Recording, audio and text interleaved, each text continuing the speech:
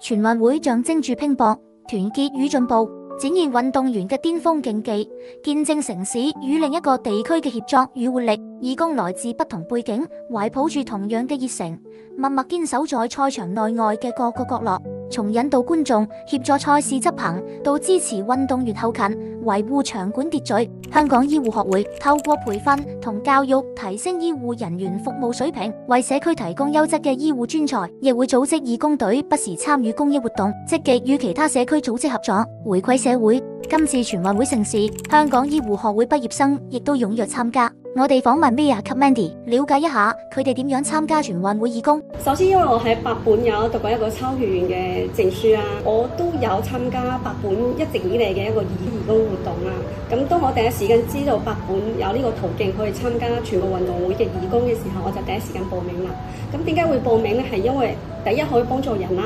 第二因為呢個係一個全國性嘅一個盛事啦，即係我覺得如果我有機會入去做呢個義工，對於我嘅人生嚟講咧，係一個好難忘同埋好精彩嘅一個經歷咯。而我咧本身都係因為上百本日堂去學呢個健康助理啦，即係3A 級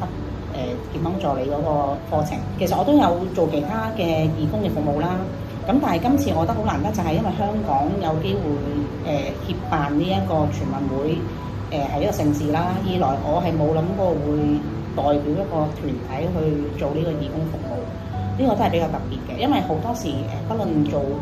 其他社會機構啊，佢哋都係以個人身份去做呢一樣嘢。但係參加咗做呢個團體嘅義工服務咧，咁係一 group 人嘅力量啦。反而完咗佢就覺得似乎都係有一個使命，咁我都覺得好開心嘅。